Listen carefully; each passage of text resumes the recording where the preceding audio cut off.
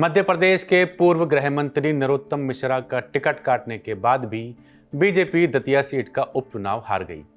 दिल्ली में जेनजी आंदोलन के ठीक बाद हुए इस उपचुनाव के नतीजों के राजनीतिक मायने इस एंगल से भी निकाले ही जाएंगे, लेकिन फिलहाल इस सीट पर बीजेपी की हार और नरोत्तम मिश्रा के टिकट कटने के बीच का कनेक्शन सबसे मजबूत माना जा रहा है।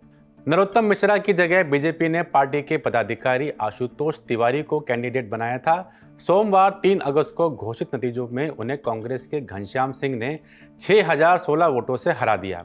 आशुतोष तिवारी को 60,741 वोट मिले, जबकि घनश्याम सिंह ने 66,757 वोट हासिल किए। दतिया से जब बीजेपी आलाकमान ने नरोत्तम मिश्रा को चुनाव न लड़ाने का फैसला किया था, तो स्थानीय लेवल पर पार्टी के भीतर जमकर बगावत हुई थी। हालांकि ऐसा नहीं है कि नरोत्तम मिश्रा ने बड़ा दिल नहीं दिखाया। वे न सिर्फ आशुतोष तिवारी के प्रचार में शामिल हुए, बल्कि उनके नामांकन में भी पहुंचे, लेकिन लोगों को संबोधित करते वक्त उनका दुख आंसू बनकर बाहर आ ही गया। प्रचार करते करते पूर्व गृह मंत्री रो पड़े, जो आशुतोष तिवारी के नामांकन से ज्यादा बड़ी न्यूज बन गई।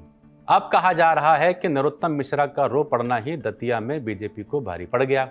उनके आंसू स्थानीय बीजेपी समर्थकों के लिए एक इशारा बन गए, जिसे अब दतिया चुनाव के नतीजे से जोड़ा जा रहा है। वोटों की गिनती हुई तो पता चला बीजेपी को अपने जिला अध्यक्ष रघुवीर कुशवाहा के बूथ पर भी कांग्रेस से पिछड़ना पड़ा, जबकि दतिया तो बीजेपी की मजबूत सीट मानी जाती है।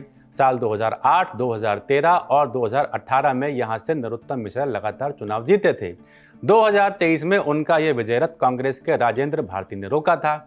उन्होंने नरोत्तम मिश्रा को 7,742 वोटों से हराया था, लेकिन जल्द ही उनके पास इस नतीजे को बदलने का मौका आया। अप्रैल 2026 में दिल्ली के एक स्पेशल एमपी एमएलए कोर्ट ने राजेंद्र भारती को 1998 के एक फिक्स डिपॉजिट से जुड़े धोखाधड़ी के पुराने मामले में 3 साल की सजा सुना दी। इससे उनकी विधानसभा सदस्यता रद्द हो गई और दतिया में उपचुनाव का ऐलान हो गया।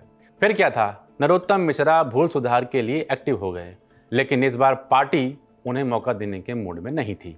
बीजेपी ने अपने उम्मीदवार के चयन में इस बार बड़ा फेरबदल कर दिया। हारे हुए पूर्व मंत्री नरोत्तम मिश्रा का इलाके में प्रभाव तो था, पार्टी की स्थानीय इकाई में ठीक ठाक पकड़ भी थी, फिर भी उनका टिकट काट दिया गया और आशुतोष तिवारी के प्रचार के लिए मना भी लिया गया। तभी तो आशुतोष के नामांकन वाले दिन रोने के बावजूद वह घर घर जाकर बीजेपी के लिए वोट मांगते दिखे थे। नरोत्तम मिश्रा की जगह पर लाए गए 45 साल के आशुतोष को दतिया में जनरेशनल चेंज के तौर पर प्रोजेक्ट किया गया था। चुनाव में बीजेपी ने यह दिखाने की कोशिश की कि उसने किसी दिग्गज राजनीतिक चेहरे को उतारने की बजाय पार्टी के एक मामूली पदाधिकारी पर भरोसा किया, लेकिन ये सारे प्रोजेक्शन नरोत्तम मिश्रा की भावुकता के सामने फेल हो गए।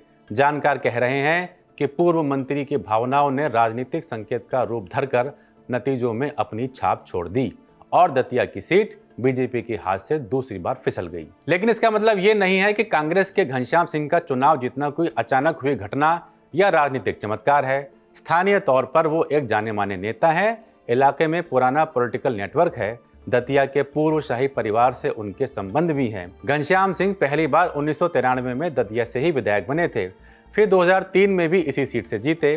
बाद में सेवड़ा विधानसभा सीट से विधायकी की कुर्सी संभाली। अब उपचुनाव के जरिए ही सही, घनश्याम सिंह की दतिया की सत्ता पर वापसी हो गई है। आपके लिए खबर लिखी थी हमारे साथी राघवेंद्र ने। देखते रहिए दी लल्लन टॉप।